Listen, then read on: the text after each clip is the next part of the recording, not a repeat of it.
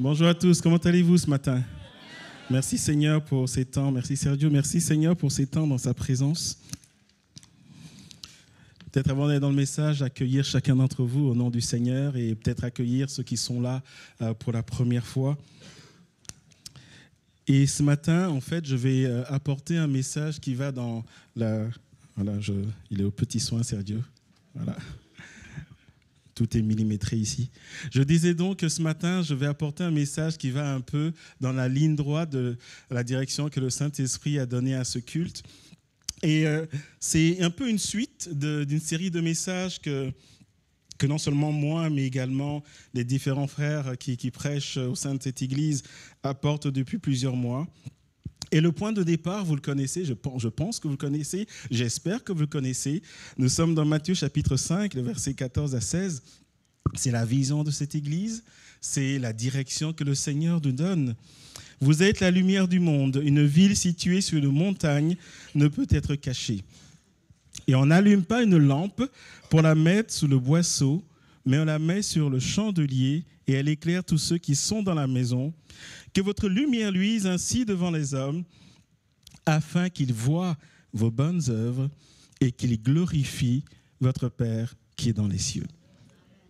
Et lorsque nous regardons à ce passage de près, et je sais que j'ai déjà prêché dessus à plusieurs reprises, mais lorsque nous regardons ce passage de près, notamment le verset 16, il y a vraiment un appel du Saint-Esprit pour l'Église à ce que notre lumière puisse luire devant les hommes.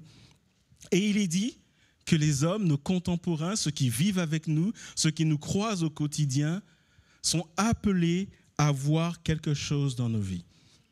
Et lorsqu'ils le verront, la Bible dit de manière certaine, ils vont venir au Seigneur. Et ce matin, le message que j'aimerais apporter part de ce passage et il nous dit que, alors que le Saint-Esprit est répandu au milieu de nous, alors que nous vivons des moments comme ce matin où nous pouvons prier les uns pour les autres par l'imposition des mains, ou lorsque nous sommes assis pendant des temps des louanges et selon les témoignages que nous entendons, il y a des gens qui sont touchés alors qu'ils sont assis. Alors que nous vivons toutes ces choses, la parole de Dieu va attirer notre attention sur quelque chose de fondamental ce matin. Et cette chose est la suivante, et nous pouvons regarder à la vie de l'Église primitive pour le comprendre. Nous sommes dans Actes chapitre 2, nous n'allons pas le lire, je vous fais juste un rappel.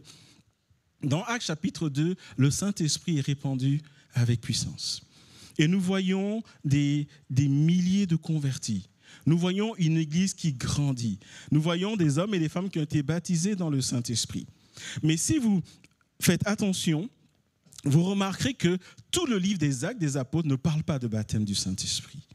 Ce que j'essaie de dire, c'est que le Saint-Esprit est répandu, mais ça ne se passe pas forcément tous les jours. Alors certainement, lorsqu'il y a des besoins, il y a des soifs qui sont là, je crois que Dieu baptise du Saint-Esprit. Mais ce que je veux dire, c'est qu'un culte comme ce matin, de 10h à midi ou au-delà, il n'y a pas des baptêmes du Saint-Esprit à la queue leu-leu. Il n'y a pas des baptêmes du Saint-Esprit tous les dimanches. Et en supposant qu'un jour, tous ici, nous sommes baptisés dans le Saint-Esprit, la bonne question à se poser, c'est qu'est-ce qu'on fait après ? Est-ce que vous me suivez ce matin ?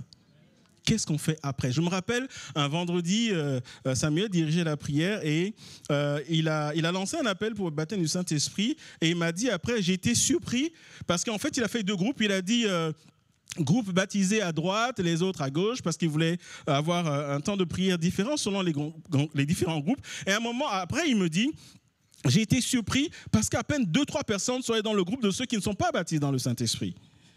Et c'est intéressant de se poser cette question en disant, OK, et si à un moment on est tous baptisés dans le Saint-Esprit, qu'est-ce qu'on fait après ? Vous êtes avec moi ce matin ? Qu'est-ce qu'on fait après ? C'est une chose que de parler en langue. C'est une chose que de vivre la vie d'esprit. Mais qu'est-ce qu'on fait après ?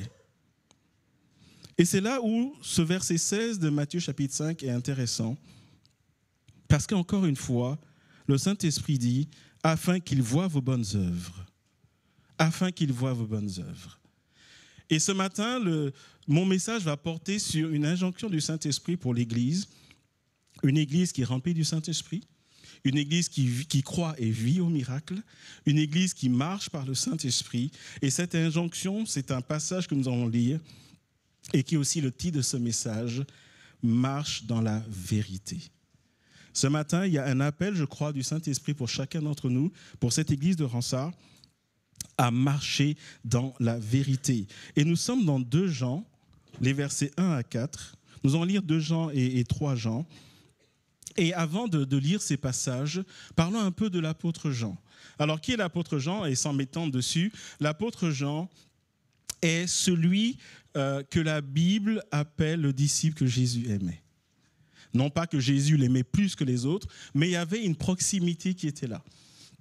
Et l'apôtre Jean a été un disciple donc, de Jésus. Il a marché avec Jésus pendant son ministère. Il a vu les œuvres de Jésus, il a vu les miracles de Jésus, il a entendu les enseignements de Jésus. Il a fait partie des 120 dans la chambre haute, donc baptême du Saint-Esprit. Il a fait partie des responsables de l'Église primitive. Et donc, c'est un homme rempli de l'Esprit. En général, il est en théologie et également lorsqu'on parle de lui, on le surnomme l'apôtre de l'amour. Pourquoi? Parce qu'il parle de long en large de l'amour, que ce soit dans l'évangile de Jean ou les épîtres de Jean. Mais j'aimerais dire ce matin qu'au-delà d'être l'apôtre de l'amour, son passage et son parcours nous montrent que c'est un homme qui est rempli de l'Esprit de Dieu. C'est un homme qui marche par l'Esprit de Dieu. Et c'est intéressant de s'en rappeler parce que nous allons voir que lorsqu'il va écrire une lettre aux chrétiens des environs de son époque, au-delà de marcher par l'Esprit, il va leur dire ceci. 2 Jean, versets 1 à 4, « L'Ancien a Kyria l'élu et à ses enfants que j'aime dans la vérité. » Avant d'aller plus loin, juste faire une parenthèse pour dire que selon les commentaires que vous allez lire, il y a un groupe qui dit que Kyria s'adresse à une femme, d'autres disent que c'est un nom générique qui parle de l'Église. Et la majorité des théologiens, des érudits sont d'accord pour dire que l'apôtre Jean, qui s'appelle lui-même l'Ancien, s'adresse à l'Église. Kyria parle de l'Église et ses enfants parlent des chrétiens. Et donc, il écrit une lettre à une Église et aux chrétiens, membres de cette Église, et il dit qu'il les aime dans la vérité, non pas moi seulement, mais aussi tous ceux qui ont connu la vérité, à cause de la vérité qui demeure en nous et qui sera avec nous pour l'éternité. Verset 3, « La grâce, la miséricorde et la paix seront avec nous de la part de Dieu le Père et de la part de Jésus-Christ, le Fils du Père, dans la vérité et l'amour. » Verset 4, « Je me suis beaucoup réjoui de trouver de tes enfants qui marchent dans la vérité selon le commandement que nous avons reçu du Père. » Ce matin, j'aimerais attirer votre attention sur le fait que, déjà, comptez le nombre de fois où il parle de vérité, 5 fois dans les 4 premiers versets, et il dit, le commandement que le Père a donné, c'est de marcher dans la vérité. Et il dit, il y a une joie qui est produite lorsque les chrétiens marchent dans la vérité. Et avant de développer ce point, tournons nos pages dans nos Bibles et allons dans 3 Jean, les versets 1 à 4. Et vous allez remarquer qu'à quelques exceptions près, c'est du copier-coller. En fait, il ne s'est pas beaucoup fatigué. Lisez avec moi l'Ancien, donc c'est encore lui, il se désigne comme l'Ancien. À Gaius, cette fois-ci, il n'écrit pas à une église, il écrit à un chrétien, un responsable de l'église. Le bien-aimé que j'aime dans la vérité. Verset 2, « Bien-aimé, je souhaite que tu prospères à tous égards et que tu sois en bonne santé, comme prospère ton âme. » Verset 3, « Je me suis beaucoup réjoui lorsque des frères sont arrivés et ont rendu témoignage de la vérité qui est en toi et de la manière dont tu marches dans la vérité. Je n'ai pas de plus grande joie que d'entendre dire de mes enfants qu'ils marchent dans la vérité. » Pour info, 3 Jean, c'est le livre le plus court du Nouveau Testament. Et c'est un peu comme s'il avait écrit ça sur une seule feuille de papyrus à l'époque. Mais quand vous lisez cette courte lettre adressée à Gaius, un chrétien, nous avons 6 fois le mot vérité qui revient. Et ici, ce qui est frappant, c'est que Jean n'était pas avec Gaius au moment où il lui écrivait cette lettre, mais la lettre a été écrite parce qu'un témoignage lui a été donné. Des chrétiens ont visité l'église où se trouvait Gaius, ont fait un rapport à Jean, et Jean dit, verset 3, je le relis, « Je me suis beaucoup réjoui lorsque des frères sont arrivés et ont rendu témoignage de la vérité qui est en toi et de la manière dont tu marches dans la vérité. Ce matin, j'aimerais dire à l'église de Ronsard, il y a un appel du Saint-Esprit pour chacun d'entre nous ce matin, c'est que nous marchions dans la vérité à tel point que le témoignage qui est rendu de nous, c'est qu'effectivement, nous marchons dans la vérité. Ce que j'aimerais dire, et comprenez-moi, je vais essayer de le dire de telle manière qu'il n'y ait pas de malentendu, nous devons aspirer à la vie de l'esprit. D'accord ? Et nous continuerons à le faire parce que c'est biblique. Mais ce que je veux dire ce matin, c'est que lorsque Paul écrit à Gaius, qui certainement était un homme qui marchait par le Saint-Esprit, pas Paul, Jean, pardon, Jean va dire, le témoignage que j'ai reçu, c'est que tu marches dans la vérité. Et c'est ça qui me réjouit. C'est ça qui bénit mon cœur. Et j'aimerais dire donc à tous ceux d'entre nous qui venons ici et qui sont attachés au Seigneur, qui aiment le Seigneur, j'aimerais dire qu'au-delà de la vie de l'esprit, il y a un appel de ce même esprit à marcher dans la vérité. J'aimerais dire ceci. Lorsque le ciel est ouvert, comme nous pouvons l'expérimenter, ce qui fait qu'une église avance, ce qui fait qu'une église a un impact dans sa région, c'est le fait que les chrétiens de cette église marchent dans la vérité. Je vais le dire différemment. Nous aurons beau parler en langue, si nous ne marchons pas dans la vérité, le Saint-Esprit sera attristé et il va s'éteindre. Est-ce que vous me suivez ce matin? Et c'est pour ça que ce message, il est très important. C'est pour ça qu'il y a cette injonction du Saint-Esprit ce matin. Et avant d'aller plus loin, une bonne question à se poser, ce sera le premier point de ce message. Qu'est-ce que la vérité? De quoi parlons-nous? Et ce matin, nous allons voir ensemble que l'enseignement biblique, c'est que la vérité, c'est au-delà de ne pas dire de mensonge. La vérité n'est pas circonscrite au fait de mentir. La vérité, c'est beaucoup plus grand. Et cette question, qu'est-ce que la vérité? Un homme se l'est posé dans la parole de Dieu et nous allons simplement lire le contexte de cette question. Nous sommes dans Jean chapitre 18, les versets 36 à 38. Jésus a été arrêté, notre Seigneur a été arrêté.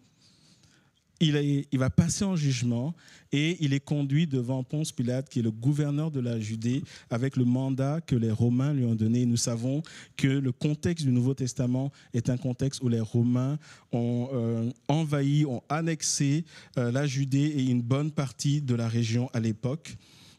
Et donc Jésus est devant Ponce Pilate et il y a un échange qu'il fait. On va pas lire tout l'échange, mais grosso modo, Jésus lui dit « Écoute, moi je suis roi ». Et regardons la suite de l'échange. Jésus répondit, « Mon royaume n'est pas de ce monde. Si mon royaume était de ce monde, mes serviteurs auraient combattu pour moi afin que je ne sois pas livré aux Juifs. Mais maintenant, mon royaume n'est pas d'ici-bas. » Verset 37, Pilate lui dit, « Tu es donc roi ?» Jésus répondit, « Tu le dis, je suis roi. Voici pourquoi je suis né et voici pourquoi je suis venu dans le monde pour rendre témoignage à la vérité. Quiconque est de la vérité, écoute ma voix. » Le verset 38, Pilate lui dit, « Qu'est-ce que la vérité ?»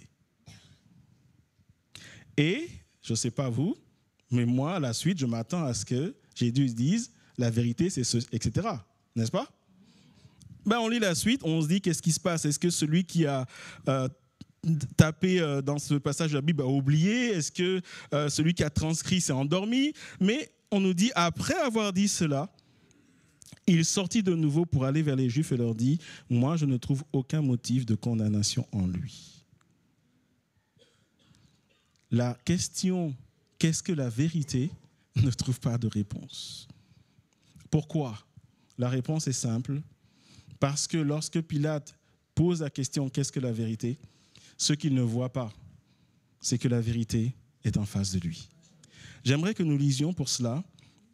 Et je vais revenir sur cette scène entre Pilate et Jésus. Mais avant cela, dans Jean chapitre 14, versets 5 à 6, lorsque Jésus a un échange avec ses disciples, il leur parle des derniers temps, il va plus tard leur parler du Saint-Esprit. Il a un échange avec eux. Et Thomas lui dit, « Seigneur, nous ne savons où tu vas, comment en saurions-nous le chemin ?» Jésus lui dit, « Moi, je suis le chemin, la vérité et la vie. Nul ne vient au Père que par moi. » Et si je reviens à cette scène entre Pilate et Jésus, j'aimerais dire que cette scène illustre notre quotidien, illustre ce que nous vivons aujourd'hui.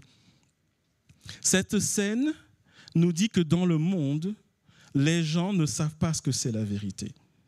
Parce qu'on s'attend à ce que Pilate, qui est quand même gouverneur, qui est une autorité, on s'attend à ce qu'il sache ce qu'est la vérité. Vous êtes d'accord avec ça ou pas? Mais c'est un homme, la Bible ne dit pas quel âge il avait, j'imagine, je ne sais pas moi, qu'il avait 40, 50 ans, j'en sais rien. Mais ce n'était pas un gamin. Il y avait des centaines de personnes sous ses ordres. C'était une autorité. Et Pilate est devant Jésus, il dit, c'est quoi la vérité? Et ce matin, j'aimerais juste faire ressortir cela en disant qu'aujourd'hui, le monde dans lequel nous vivons ne sait plus ce que c'est la vérité. Et cette image, elle est là pour nous dire que si tu veux connaître la vérité, viens à Jésus. Si quelqu'un cherche la vérité, et tout à l'heure je vais développer ce qu'est la vérité, mais si quelqu'un cherche la vérité, viens à Jésus. Jésus a dit, je suis la vérité.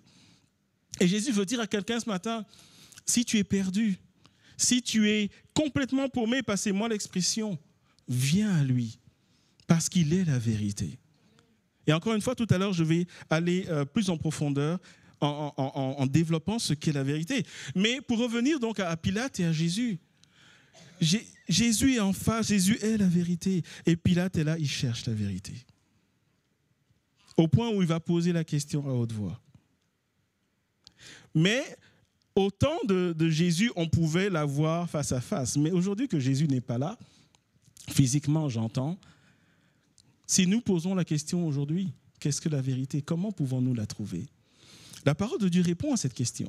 Dans Jean chapitre 14, versets 16 à 17, il est dit « Et moi je prierai le Père, et il vous donnera un autre consolateur, qui soit éternellement avec vous. » Verset 17, « L'esprit de vérité, que le monde ne peut recevoir, parce qu'il ne le voit pas et ne le connaît pas, mais vous le connaissez, parce qu'il demeure près de vous et qu'il sera en vous. J'aimerais dire ce matin que lorsqu'on parle du Saint-Esprit, il y a beaucoup d'emphase sur la puissance. Et c'est vrai. Par le Saint-Esprit, des miracles sont opérés, des malades sont guéris. Nous en sommes témoins dans cette église. Par le Saint-Esprit, Dieu opère de grandes choses. Par le Saint-Esprit, Dieu bâtit l'église. Par le Saint-Esprit, nos vies à nous sont transformées, n'est-ce pas? Mais est-ce que vous êtes d'accord avec moi que lorsqu'on parle du Saint-Esprit, il y a beaucoup d'emphase sur la puissance? Mais lorsque Jésus va introduire le Saint-Esprit à ses disciples, il leur dit, c'est l'Esprit de vérité. Jésus leur dit, c'est l'Esprit de vérité. Il leur dit, il sera avec vous, il sera en vous, mais Jésus ne dit pas, ce sera l'Esprit de puissance qui sera avec vous, qui sera en vous, mais attention, ne méprenez pas ce que je dis. La Bible dit qu'il y a une puissance en nous par le Saint-Esprit, d'accord? Mais mon point ce matin, c'est que Jésus ne leur dit pas, le consolateur va venir, ce sera une puissance qui sera avec vous, en vous. Il leur dit, il leur introduit le consolateur comme étant l'Esprit de vérité. Et quand Jésus va plus loin en disant, il sera avec vous, il sera en vous, on comprend que le job du Saint-Esprit, à mes côtés, c'est de me conduire dans la vérité. Et en moi, c'est de bâtir en moi la vérité du royaume de Dieu. Est-ce que vous me suivez ce matin? Jésus n'étant plus là, il a envoyé le Saint-Esprit pour qu'il nous conduise, vous et moi, dans la vérité. Et il va plus loin dans Jean chapitre 16, verset 13. Quand il sera venu, lui, l'Esprit de vérité, il vous conduira dans toute la vérité, car ses paroles ne viendront pas de lui-même, mais il parlera de tout ce qu'il aura entendu et vous annoncera les choses à venir. Un des jobs principaux du Saint-Esprit, c'est de nous conduire dans la vérité du royaume de Dieu. Et Jésus a dit, et quand il va venir, c'est ce qu'il va faire. C'est pour ça que je l'envoie. Pourquoi est-ce si important alors que le Saint-Esprit nous conduise dans la vérité? C'est important que nous comprenions ces choses ce matin. Pourquoi c'est important? Pourquoi Jésus va introduire le Saint-Esprit comme l'Esprit de vérité et va dire qu'il sera avec nous et qu'il sera en nous? Pourquoi est-ce que c'est important? Jésus répond à la question. Dans Jean chapitre 8, versets 31-32, Jésus dit alors aux Juifs qui avaient cru en lui, « Si vous demeurez dans ma parole, vous êtes vraiment mes disciples, vous connaîtrez la vérité. » Et la vérité va faire quoi? Elle va vous affranchir, elle va vous rendre libre. Et une bonne question à se poser ce matin, nous rendre libre de quoi? Vous me suivez? Je continue. Va nous rendre libre de quoi? Vous connaîtrez la vérité. Nous venons de lire que le Saint-Esprit nous amènera dans la vérité. Et Jésus dit, quand nous rentrons dans la vérité, nous serons libres. Mais la question, c'est libre de quoi? Et pour comprendre cela, nous avons besoin d'aller dans le jardin de Gethsémani avec notre Seigneur. Alors, on ne va pas lire tout le chapitre 17 du livre de Jean, mais nous allons écouter la prière que Jésus a faite. Jean chapitre 17, des versets 14 à 19. Jésus parle au Père, il prie, et il dit ceci. Je rentre dans sa prière, je ne la lis pas depuis le début. Je leur ai donné ta parole, et le monde les haït, parce qu'ils ne sont pas du monde, comme moi je ne suis pas du monde. Je ne te prie pas de les ôter du monde, mais de les garder du malin. Bon, j'arrête là. Je ne sais pas pour vous, mais j'aurais préféré que Jésus dise « ôte-les du monde ». Je ne sais pas ce que vous en pensez. Mais Jésus dit au Père, je ne te demande pas de les ôter du monde. En d'autres termes, il aurait pu le demander. Et la Bible nous dit que quand le Fils demande quelque chose au Père, le Père le fait toujours. On est d'accord? Ou pas? On est d'accord. Mais il dit, je ne te demande pas de les ôter du monde, mais de les garder du malin. Jésus dit qu'il y a un combat spirituel qui est là. Jésus dit, il y a Satan, le malin, qui est là. Et la Bible nous dit que c'est le prince du monde. C'est lui qui tient le monde sous son contrôle. Et Jésus dit, ils sont dans le monde, mais ils ne sont pas du monde. Je prie, non pas que tu les ôtes du monde, mais que tu les gardes. Verset 16, ils ne sont pas du monde comme moi, je ne suis pas du monde. Verset 17, et voilà la demande de Jésus. La demande principale. Sanctifie-les par la vérité, ta parole est la vérité. Comme tu m'as envoyé dans le monde, moi aussi je les ai envoyés dans le monde, et moi je me sanctifie moi-même pour eux, afin qu'eux aussi soient sanctifiés dans la vérité. Permettez-moi d'expliquer ce que Jésus a voulu dire pour que nous comprenions pourquoi c'est important que le Saint-Esprit vienne pour nous rendre libres au travers de la vérité. Le Seigneur Jésus est en train de dire que pour que vous et moi, nous puissions être mis à part, tout en étant dans le monde, pour que vous et moi, nous puissions marcher par l'Esprit, pour que vous et moi, nous puissions grandir dans une relation avec le Seigneur, nous avons besoin d'être transformés par l'accomplissement de la parole de Dieu dans nos cœurs. Pourquoi? Parce qu'en étant dans le monde, nous sommes influencés par tout ce qui se passe dans le monde. Et Jésus dit, la seule manière pour vous et moi d'être vainqueurs dans le monde où nous sommes, pour vous et moi de résister aux convoitises, pour vous et moi de résister aux assauts de l'ennemi, c'est de nous sanctifier par la vérité. Et cette vérité, nous la trouvons où? Dans la parole de Dieu. En d'autres termes, pour pouvoir tenir bon dans ce monde où le Seigneur nous a laissés, il nous a donné un outil puissant. Et cet outil, c'est sa parole. Sa parole nous aide à nous approcher de Dieu. Sa parole nous aide à marcher selon ce que Dieu veut pour chacun d'entre nous. Et juste pour que nous comprenions, et je vais aller encore plus loin, la parole de Dieu nous dit la vérité sur qui est Dieu. La parole de Dieu nous dit la vérité sur ce qu'est le péché. La parole de Dieu nous dit la vérité sur ce qu'est le monde. La parole de Dieu nous dit la vérité sur nous-mêmes. La parole de Dieu nous dit la vérité sur ce que nous sommes appelés à vivre chaque jour. Pensez par exemple aux 10 commandements. Le peuple est dans le désert. Moïse est, on va dire, convoqué par le Seigneur. Il redescend après plusieurs jours et il redescend avec des tablettes. Et sur ces tablettes, Dieu a écrit avec son doigt divin et il a dit, ta manière de vivre, c'est comme ça. Dans ton couple, c'est comme ça. Avec tes enfants, c'est comme ça. Et quand tu fais ça, tu es béni. Est-ce que vous me suivez?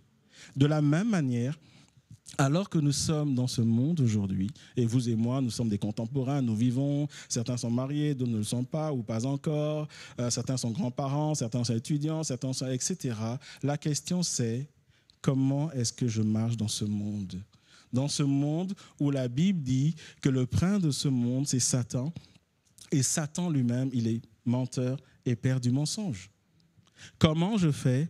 Jésus a dit, la manière d'être vainqueur, c'est d'aller chercher la vérité spirituelle qui se trouve dans la parole de Dieu. Permettez-moi de donner un exemple.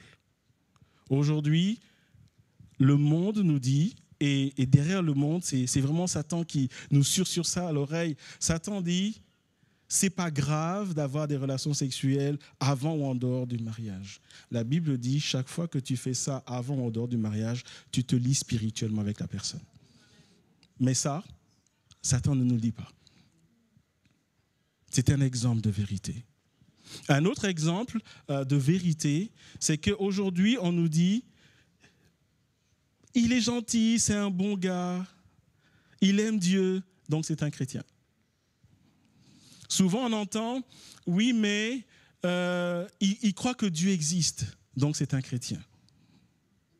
Souvent, lorsque j'ai des discussions, que ce soit ici ou ailleurs, et on me présente une situation, et quand je pose la question, est-ce que telle personne est chrétienne ? J'entends toutes sortes de réponses. Il a grandi dans l'église, il aime Dieu, c'est quelqu'un de gentil, il ne fait jamais de mal, il fait du bien dans son quartier, c'est quelqu'un qui a le cœur sur la main, etc., etc. Mais la Bible dit que n'est chrétien que celui qui a accepté Jésus comme son Seigneur et Sauveur. Permettez-moi d'aller plus loin ce matin, parce que c'est important. Tu peux être dans l'église et quelqu'un de merveilleux et aller en enfer pour autant. Est-ce que vous me suivez ce matin ? Le monde nous dit, et de manière très détournée, que si tu es quelqu'un de bien, Dieu te bénira. Je me rappelle de cette situation où quelqu'un me parlait d'une situation qui était très compliquée et ce n'était pas dans cette église. Et j'écoutais attentivement et à un moment, la personne qu'on me décrivait était quelqu'un de vraiment, comment je vais dire ça ? C'était pas beau.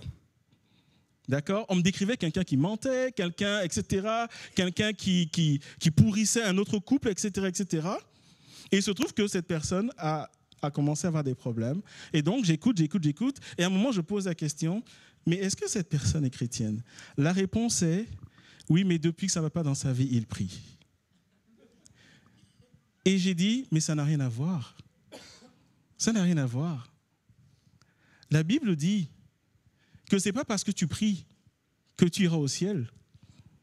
La Bible dit que ce n'est pas parce que tu chantes le dimanche que tu iras au ciel. La Bible dit que ce n'est pas parce que tu viens avec tes parents que tu iras au ciel. La Bible dit que ce n'est pas parce que tu as un certain nombre d'années dans l'église que tu iras au ciel. La Bible dit que n'est sauvé que celui qui s'est repenti sincèrement de ses péchés et celui qui a cru au sacrifice de Jésus à la croix. Jésus mort et Jésus ressuscité. Et celui qui marche en nouveauté de vie. Une telle personne est sauvée. Et ça, c'est la vérité biblique qui est à l'encontre du mensonge que nous avons dans le monde et ce mensonge qui rentre aussi dans l'Église. Et c'est pourquoi c'est important, frères et sœurs, d'aller dans la parole de Dieu, chercher la vérité de Dieu. Et le Saint-Esprit qui est en nous, qui est avec nous, nous conduira toujours dans la vérité du royaume de Dieu. Et c'est tellement important que nous fassions attention à ces choses. Et ce matin, je sens vraiment dans mon cœur ce besoin de mettre l'emphase dessus. Si tu es là ce matin et tu m'écoutes, sache que si tu ne t'es pas repenti sincèrement de tes péchés, et si tu n'as pas accepté Jésus dans ton cœur comme Seigneur et Sauveur, et si tu n'as pas mis ta vie en ordre de marche selon sa parole, alors j'aimerais te dire, au risque de te choquer ce matin, que tu es sur l'autoroute de l'enfer. Et voyez-vous, je sais que c'est un message qui est très impopulaire. C'est un message qu'on ne prête plus dans les églises. Et j'en parlerai dans ce message sur la vérité où, et on lira même un passage dessus, où aujourd'hui, beaucoup de leaders dans les églises ne disent pas certaines choses de peur que les gens ne viennent plus. Parce que quand les gens ne viennent plus, la dîme et les offrandes diminuent. Parce que quand les gens ne viennent plus, l'église se vide. Et donc, on va aller dire des choses qui font plaisir. Et surtout, on évite les sujets qui fâchent. Mais j'aimerais vous dire que dans cette église, ce que le Saint-Esprit nous met à cœur et notre décision, c'est de toujours prêcher la parole de Dieu, la vérité, toute la vérité entière.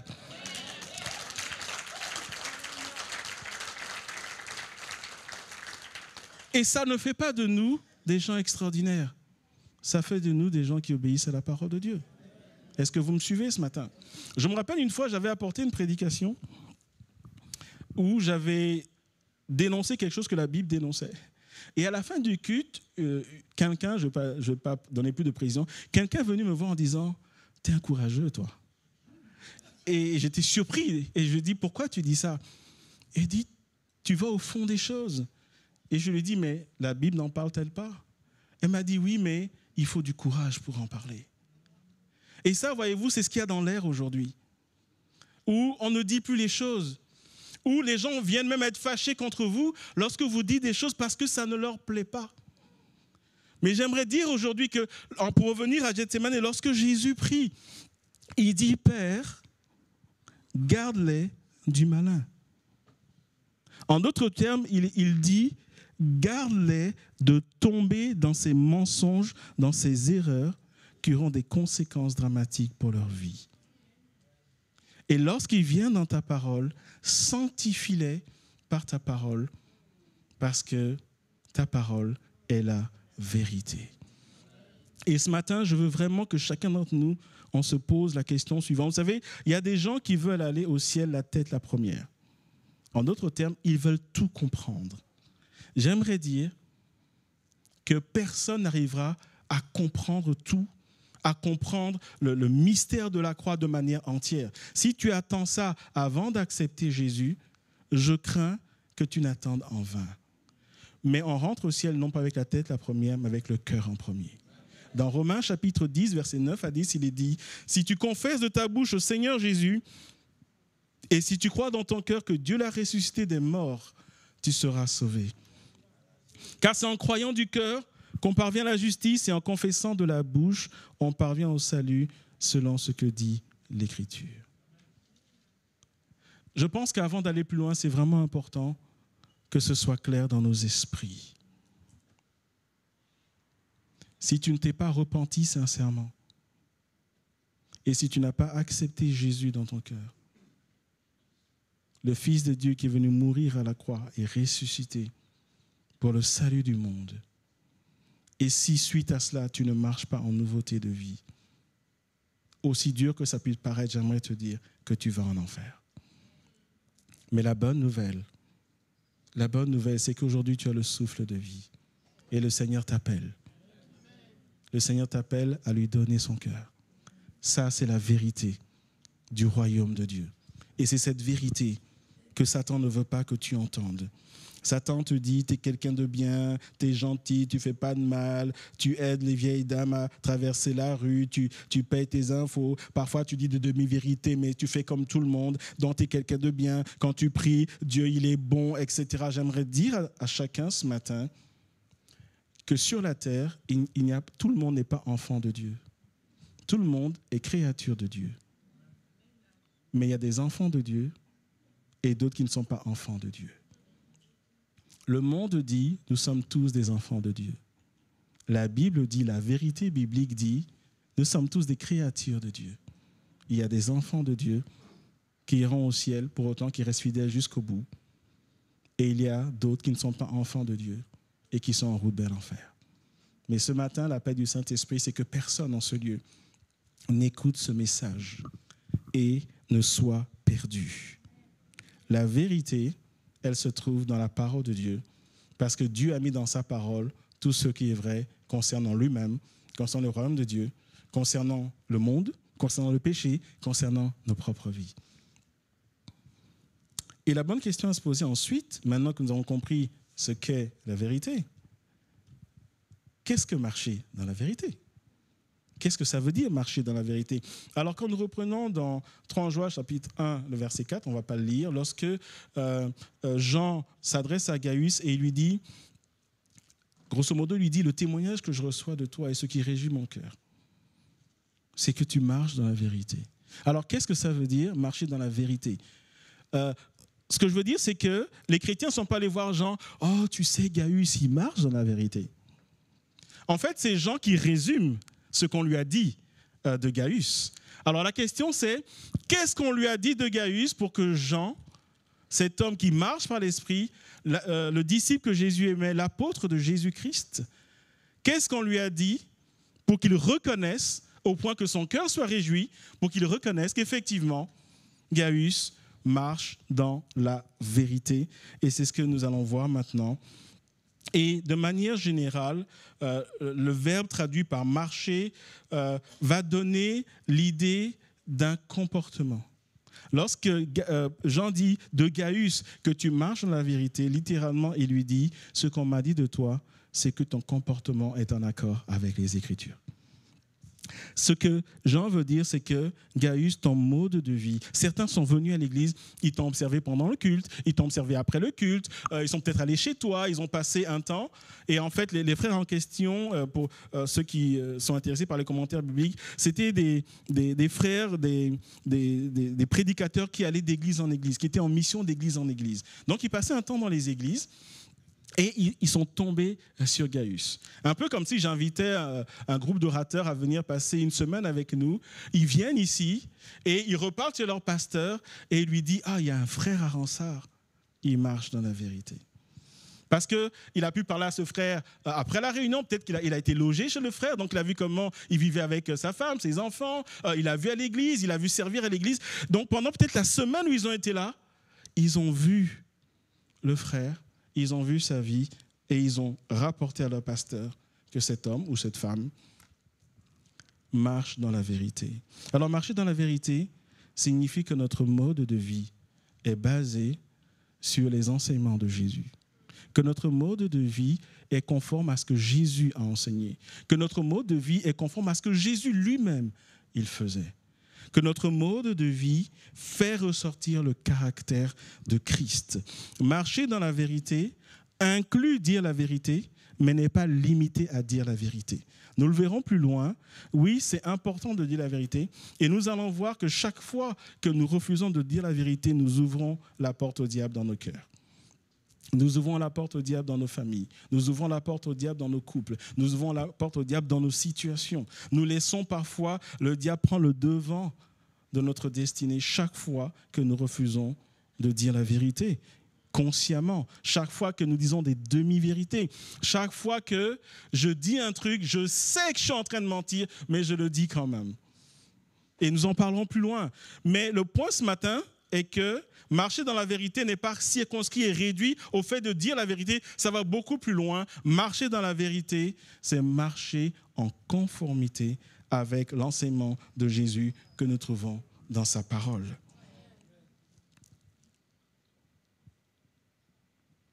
J'aimerais donner une image lorsque nous parlons de marcher dans la vérité. Il y a un vieux proverbe africain qui dit que si tu veux connaître quelqu'un, tu n'as qu'à regarder ses pieds. Pourquoi ?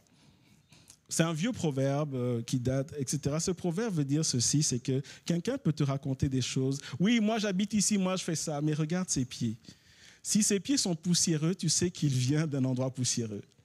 Si ses pieds sont mouillés, tu sais qu'il vient dans un endroit où il pleut. Si tu sais que ses pieds sont boueux, tu sais qu'il vit ou il vient d'un endroit où il a plu, où il y a de la boue. Et l'image est la suivante. Marcher dans la vérité, c'est juste regarder à la vie de quelqu'un et regarder si ses pieds, spirituels j'entends, si son cœur, si ce qui sort de lui, si dans sa manière de marcher, c'est en conformité avec la parole de Dieu. Permettez-moi de donner un exemple. Est-ce que vous êtes d'accord que la Bible enseigne que nous devons nous aimer les uns les autres ? Qui est d'accord avec ça ?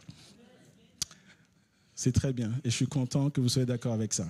Mais j'aimerais vous dire que spirituellement, le fait que vous soyez d'accord n'a aucune importance. Ce qui est important, c'est est-ce qu'ici à Ronsard, nous nous aimons les uns les autres? Je vais le dire différemment. Toi qui m'écoutes ce matin, est-ce que tu aimes tous ceux qui sont dans cette salle? J'entends des amen, mais la vérité, c'est qu'il faut aller voir dans le cœur. Est-ce que vous me suivez? C'est de ça dont on parle. C'est de ça dont on parle. C'est de ça la marche dans la vérité. C'est ça que les frères ont vu dans la vie de Gaius. Et d'ailleurs, quand vous lisez plus loin, 3 Jean, on parle du fait que Gaius, il pratique l'amour. Et je pourrais faire des exemples comme ça à gogo. La Bible dit ceci, Amen. Est-ce que tu le fais? Est-ce que je le fais? C'est ça qui fait la différence. J'aimerais dire ceci, c'est notre capacité d'obéir à Dieu et de marcher dans la vérité qui va libérer le surnaturel au milieu de nous. Est-ce que vous me suivez ce matin? J'aimerais dire qu'il y a beaucoup de chrétiens qui sont baptisés dans le Saint-Esprit. Mais tous ne vivent pas le surnaturel. Est-ce que vous me suivez ce matin? Je vais le répéter. Il y a beaucoup de chrétiens qui sont baptisés dans le Saint-Esprit. Mais tous ne vivent pas le surnaturel. Vous savez pourquoi? Il y a une dimension qui manque. La marche dans la vérité. La mise en pratique de la parole de Dieu. La mise en pratique de l'enseignement que Jésus donne. La mise en pratique du mode de vie de Jésus. La mise en pratique de ce que Jésus dit de faire. En d'autres termes, que nous ayons un style de vie qui est basé sur la parole de Dieu. J'aimerais vous dire qu'en le faisant, ce sera cool. La vérité, c'est que ça va nous coûter quelque chose. Parce que nous sommes dans le monde. La vérité, c'est que ça va nous coûter des relations. Parfois, ça va nous coûter de l'argent. Ça va nous coûter peut-être un poste. Ça va nous coûter une situation. Mais la question que nous devons nous poser, quel est l'objectif ultime? C'est l'éternité avec Jésus. C'est pour ça que Jésus, en priant, il a dit, préserve-les du malin. Parce qu'il y a une dimension de combat spirituel. J'aimerais lire ceci. Dieu veut que nous devenions si profondément enracinés et recouverts de sa vérité, de son amour, de sa lumière, qu'il déteigne sur toutes les personnes que nous touchons. Si nous marchons dans la vérité, elle a le pouvoir de nous transformer, de nous libérer et d'avoir un impact positif sur les personnes de nos vies. Parfois, nous prions intensément pour la conversion de ceux qui nous entourent. Et c'est bien, et je vous encourage à le faire. Mais j'aimerais dire ce matin que notre prière soit accompagnée du témoignage qui va avec. Marcher dans la vérité, une autre manière de le dire, vis ce que tu prêches. Vis ce que tu prêches. Il y a beaucoup de jeunes, d'enfants, qui, quand ils ont la majorité, ils ne viennent plus à l'église. Quand ils sont jeunes, les parents les traînent à l'église. Mais quand ils sont majeurs, ils quittent l'église. Vous savez pourquoi? Parce que beaucoup viennent à l'église, ils entendent les prédications, ils entendent ce que le pasteur leur dit, ils entendent leurs parents dire Amen, Alléluia, gloire à Dieu, Shakara, Baba. Ils entendent tout ça. Mais quand ils rentrent à la maison, c'est la guerre. Quand ils rentrent à la maison, c'est un papa peut-être qui crie, qui est nerveux, qui ne respecte pas leur mère, qui ne les respecte pas. En fait, et à un moment, ça explose dans leur tête. Ils se disent, cette histoire qu'ils racontent les dimanches, c'est une vaste blague. Comment ils peuvent prêcher des choses et moi, mon père me traite de cette manière, je l'entends parler de cette manière, je l'entends dire peut-être au frère qui l'a appelé, ah non, nous n'étions pas là, alors qu'ils étaient là à la maison. Ils se disent, mais c'est quoi le délire? Est-ce que vous me suivez? Marcher dans la vérité, prêche, vis ce que tu prêches. Vis ce que tu prêches. Tu dis quelque chose à tes enfants, assure-toi que tu le fais. C'est bien de leur citer des versets, mais ils peuvent lire ces versets. Mais vis de telle manière qu'ils soient encouragés. Et lorsque tu leur présentes Jésus, qu'ils aient envie de ton Jésus. Est-ce que vous me suivez ce matin? J'aimerais terminer cette première partie de message, je continuerai dimanche prochain, en disant que marcher dans la vérité est un combat spirituel. Marcher dans la vérité, c'est une confrontation de royaume. Et nous allons voir pourquoi. Vous êtes toujours avec moi? Fatigué, je continue. Bon, la moitié a dit je continue quand même, mais bon. Lorsque nous repartons dans 2 Jean et que nous allons plus loin, lorsqu'il écrit à l'Église et dit à l'Église, je n'ai pas de plus grande joie que d'apprendre que mes enfants marchent dans la vérité. À partir du verset 7, il dit ceci. Car dans le monde sont entrés plusieurs séducteurs qui ne confessent pas Jésus-Christ venu dans la chair. Voici le séducteur et l'antichrist. Prenez garde à vous-même afin de ne pas perdre le fruit de notre travail, mais de recevoir une pleine récompense. Quiconque va plus loin et ne demeure pas dans la doctrine de Christ n'a pas Dieu. Celui qui demeure dans la doctrine a le Père et le Fils. Si quelqu'un vient à vous et n'apporte pas cette doctrine, ne le recevez pas dans votre maison et ne lui dites pas salut. Car celui qui lui dit salut participe à ses mauvaises œuvres. Lorsque Jean parle à l'Église et il dit à cette Église, je t'encourage, c'est merveilleux et c'est important de marcher dans la vérité. À partir du verset 7, il lui explique qu'en fait, il y a une réalité spirituelle qui est là. C'est que dans le monde dans lequel se trouve l'Église, il y a de la séduction. Et quand on parle de séduction dans la Bible, on parle toujours du diable et des démons. Et le verset 8, il y a un avertissement pour chacun d'entre nous. Prenez garde à vous-même afin de ne pas perdre le fruit de votre travail, mais de recevoir une pleine récompense. Et nous savons que quand la Bible parle de récompense, elle parle d'éternité. Et ce verset dit, alors que tu es dans le monde, de la même manière que Jésus a dit, Père, préservez du monde, la Bible dit, attention aux mensonges du diable. Attention à la séduction. Parce que la séduction du diable, chaque fois que tu t'éloignes de la vérité de la Bible, qu'est-ce que tu fais? Tu hypothèques ton éternité. La Bible dit, tu as travaillé, il y a un fruit, mais attention à ne pas perdre le fruit de ce travail. Combien de personnes connaissons-nous qui sont venues ou qui venaient avec nous à l'église et qui aujourd'hui nous parlent d'un évangile qui n'est pas celui de la parole de Dieu? J'aimerais donner plusieurs exemples dans la parole de Dieu qui nous montrent comment est-ce que marcher dans la vérité est en réalité une confrontation de royaume. Une église qui a vraiment vécu cela, c'est l'église qui se trouvait dans la ville qui se trouve en Galatie. Et donc, Paul va écrire aux Galates. Alors, dans cette région, Paul y a été à 2 reprises, au cours de son 2e et 3e voyage missionnaire. Il a fondé cette église. Et on sait que quand Paul fonde une église, il y a la doctrine et il y a la puissance du Saint-Esprit. D'accord? Donc, on imagine le baptême du Saint-Esprit, tout ce que vous voulez. Et puis, Paul s'en va. Et il apprend après qu'ils sont tous en train de dérailler de la foi. Et il ne comprend pas. Et regardons ce qu'il leur dit. Il leur écrit une lettre dans Galates chapitre 1, verset 6 à 7. Il dit « Je m'étonne que vous vous détourniez si vite de celui qui vous a appelé par la grâce de Christ pour passer à un autre évangile. » Non pas qu'il y en ait un autre, mais il y a des gens qui vous trouvent et veulent pervertir l'évangile de Christ. Ça, c'est la situation. Et au chapitre 3, les premiers versets, il dit, et c'est là où il y a un cri de son cœur, il dit, mais qu'est-ce qui s'est passé? Ô Galates insensés, qui vous a fasciné? Littéralement, le mot traduit par fascinant en français est un mot en grec qui vous a ensorcelé, qui vous a charmé, qui vous a jeté un sort. Et Paul est en train de dire, comment ça se fait?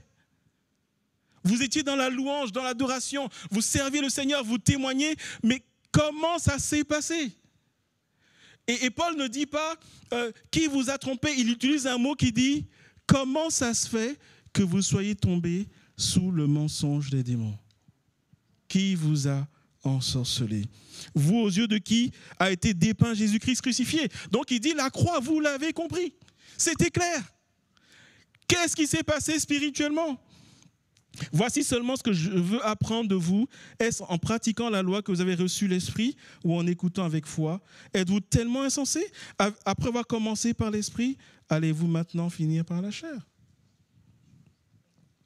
Un autre exemple que nous donne la parole de Dieu qui nous montre qu'il y a une confrontation de royaume, qui nous montre que le diable va tout faire pour te tirer vers le mensonge. La Bible disant qu'il est menteur et père du mensonge. Nous sommes dans la situation où Timothée est un jeune pasteur de l'église d'Éphèse. Il est au début de son ministère et les membres de son église le fatiguent un peu. Et Paul, son père spirituel, lui écrit 2 lettres. D'abord, une lettre, commençons par une lettre.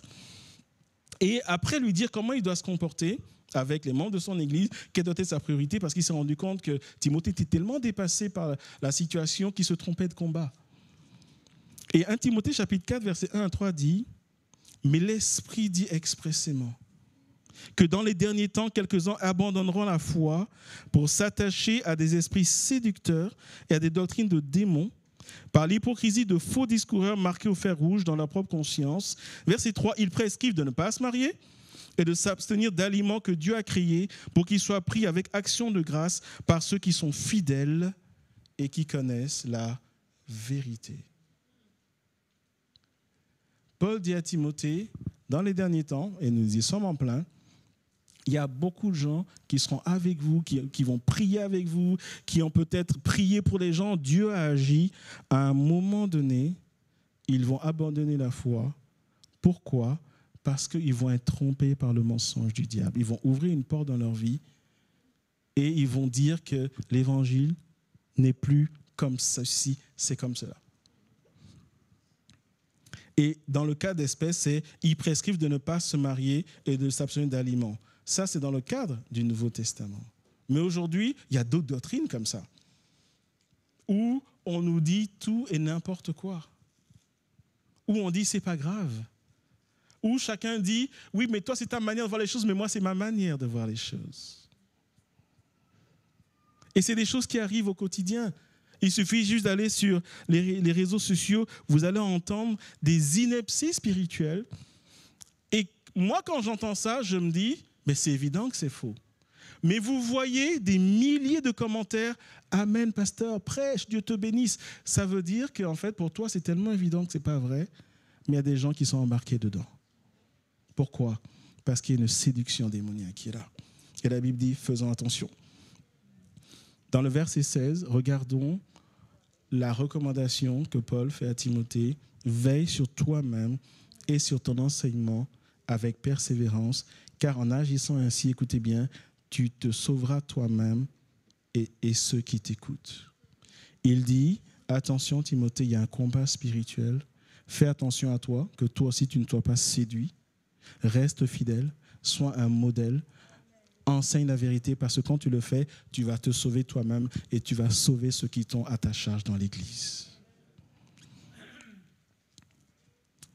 3 ans plus tard, Paul écrit une autre lettre à Timothée. Dans 2 Timothée, chapitre 4, et pour ceux qui se posent la question, je vais à la fin. 2 Timothée, chapitre 4, et versets 3 à 4, Paul écrit une nouvelle lettre à Timothée. Il y a encore une situation particulière dans l'Église d'Éphèse. Car il viendra un temps où les hommes ne supporteront plus la saine doctrine, mais au gré de leur propre désir, avec la démangeaison d'écouter, ils se donneront maître sur maître, ils détourneront leurs oreilles de la vérité et se tourneront vers les fables. Et vous savez, aujourd'hui, nous voyons ce mouvement d'église en église. Il y a des gens qui ne supportent pas certains messages et donc ils quittent les églises, ils vont dans d'autres églises où on ne prêche pas ce genre de choses. Où c'est cool, où il y a la communion fraternelle, où on s'embrasse tous les dimanches, je t'aime de l'amour du Seigneur, tout va bien, et tchic et tchac. Mais surtout, on ne parle pas de péché. Surtout, on ne dénonce pas le péché. Surtout, on ne dit pas à ce frère, ta relation, elle est contre la parole de Dieu. Surtout, on ne dit pas à cette sœur, cette marche, elle n'est pas en accord avec la parole de Dieu. Et la Bible dit, ça va se passer et ça se passe. La Bible dit que vers la fin des temps, alors que nous sommes en plein dedans, les gens viennent à l'église, ils écoutent. J'aime pas trop ce gars, j'aime pas trop ce qu'il dit. Et non, j'aime pas son style. Et puis il parle trop longtemps, il est déjà midi, il n'a pas arrêté. Et puis, je sens dans mon cœur que le Seigneur me conduit ailleurs. Et on va ailleurs. Et là-bas, c'est cool. Le pasteur, il n'est pas aussi fou furieux que l'autre. Il ne dénonce pas les choses. Lui, il aime les gens.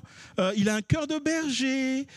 Il t'accepte comme tu es. Il ne te juge pas, etc., etc. Et la Bible dit que ça, c'est la séduction qui place ses rails vers l'enfer. Et il est tellement important que vous et moi, nous marchions dans la vérité. Je termine par un autre passage. Toujours Jean, qui va nous parler de cette confrontation de royaume. 1 Jean chapitre 2, versets 18 à 27 va dire ceci. Petits enfants, c'est la dernière heure. Et comme vous avez appris qu'un antéchrist vient, il y a maintenant plusieurs antéchrists. Par là, nous connaissons que c'est la dernière heure. Ils sont sortis du milieu de nous, mais ils n'étaient pas des nôtres. Car si eussent été des nôtres, ils seraient demeurés avec nous. Mais cela est arrivé afin qu'il fût manifeste que tous ne sont pas des nôtres. Pour vous, et je prie que ce soit le cas pour chacun d'entre nous, pour vous, vous avez reçu l'onction de la part de celui qui est saint. Comprenez, vous avez reçu le Saint-Esprit. Et vous avez tous de la connaissance. J'aimerais te dire ce matin que quand tu laisses le Saint-Esprit agir dans ta vie, il va t'amener vers la connaissance de Dieu. Verset 21, je vous ai écrit, non pas que vous ne connaissiez pas la vérité, mais parce que vous la connaissez et parce qu'aucun mensonge ne vient de la vérité. Qui est menteur, sinon celui qui nie que Jésus est le Fils? Celui-là est l'antéchrist qui nie le Père et le Fils. Quiconque nie le Fils n'a pas non plus le Père. Quiconque confesse le Fils a aussi le Père. Qu'est-ce que vous avez entendu dès le commencement? Que ce que vous avez entendu dès le commencement demeure en vous. Si ce que vous avez entendu dès le commencement demeure en vous, vous demeurez aussi dans le Fils et dans le Père. Et la promesse qu'il nous a faite, c'est la vie éternelle. Je vous ai écrit ces choses au sujet de ceux qui vous égarent. Pour vous, l'onction que vous avez reçue de lui demeure en vous. Il parle du Saint-Esprit. Et vous n'avez pas besoin qu'on vous enseigne, mais comme son onction vous enseigne toutes choses, en d'autres termes, le Saint-Esprit vous conduit dans la vérité, et qu'elle est véritable, et qu'elle n'est point un mensonge, demeurez en lui selon les enseignements qu'elle vous a donnés. Si tu obéis à la parole de Dieu que le Saint-Esprit t'enseigne, Dieu va te garder. C'est ce que ce passage veut dire. Et maintenant, petits enfants, demeurez en lui, afin que lorsqu'il paraîtra, nous ayons de l'assurance et qu'à son avènement, nous ne serons pas confus et éloignés de lui. Confrontation de royaume. Confrontation. Jean dit, sois fidèle jusqu'au bout. Et lorsque Jésus reviendra, il n'y aura pas de surprise. Fais attention à toi. Fais attention à l'évangile que tu laisses entrer dans ton cœur. Fais attention à ces idées reçues, ces trucs qui sont là. Tu crois que, moi je ne suis pas d'accord que. Ouvre la parole de Dieu honnêtement et fais selon l'enseignement de la parole de Dieu. J'ai dit que c'était le dernier passage, je me suis trompé, c'était l'avant-dernier. Je voulais m'assurer que vous allez écouter jusqu'au bout. Voilà, je perds déjà des gens, mais ce n'est pas grave. J'espère que ce n'est pas tombé dans l'enregistrement. En plus, je plaisantais, mais bon. 1 Jean, chapitre 4, versets 1 à 6.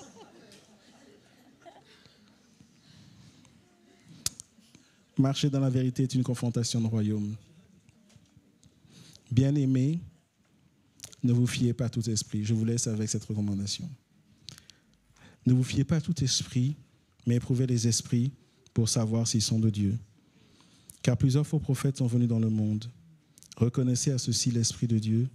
Tout esprit qui confesse Jésus-Christ, venu en chair, est de Dieu.